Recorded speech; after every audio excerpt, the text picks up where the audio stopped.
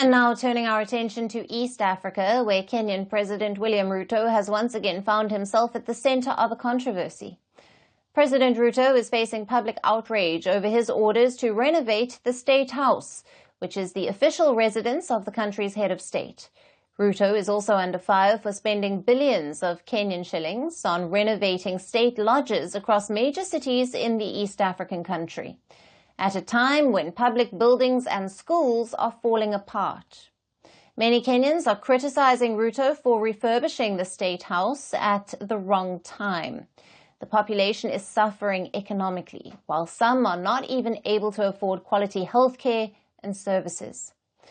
In such a scenario, renovations are a misplaced priority for Ruto's administration.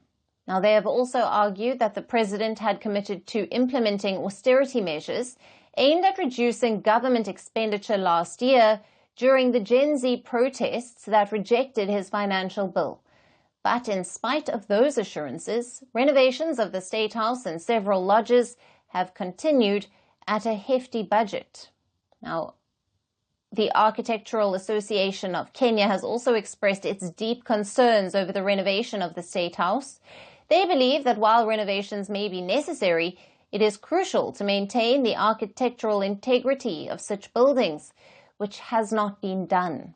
The association has also said the refurbishment of the exterior of the State House, especially the replacement of the iconic red roofing tiles, has made the building almost unrecognizable.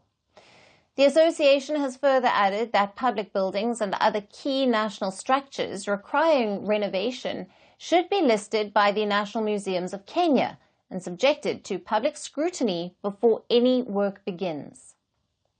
Now, the State House is a 118-year-old building located in the capital city of Nairobi.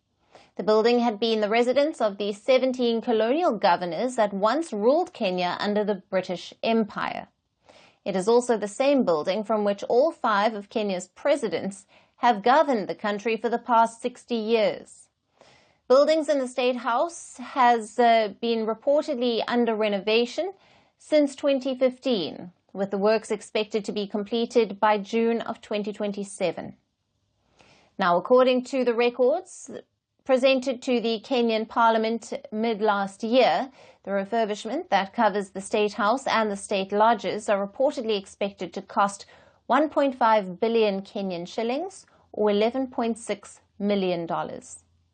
Interestingly, the State House alone has undergone renovations worth 775 million Kenyan shillings, or $6 million as of September 2024, out of a total budget of 1.7 billion Kenyan shillings, or over $13 million. The government has defended this budget by saying that renovations are necessary and long overdue, as the building had reached a quote-unquote point of shame because of the excessive leakages and deteriorating condition. The Ruto administration has also dismissed claims that the expenditure amounted to an extravagant refurbishment of the residences. But still, the criticism has continued, especially after President Ruto provided a rare glimpse into the ongoing renovations of the State House during the reception of the Guinea-Bissau President Umaro Sissoko's Imbalos later last month. Now, will the Ruto government pay heed to the criticism and stop the renovations, which are coming in at an economically difficult time for Kenya? We're calling the show Vantage. We hope you like what we've put together for you.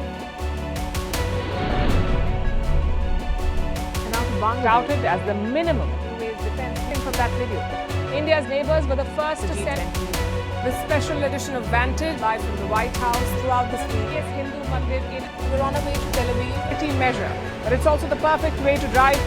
I don't think Prime Minister of Bhutan, Sherin Tagwe. Welcome to 60% of the world's office. Prime Minister Modi did the iron. We were actually. How are you doing? How do you like? It's been 1 year since that meeting. Iron bars separate you from the outside. Out the vote effort. Trump had, it says, and at $4.3 trillion, 4.3 300 billion by 2030.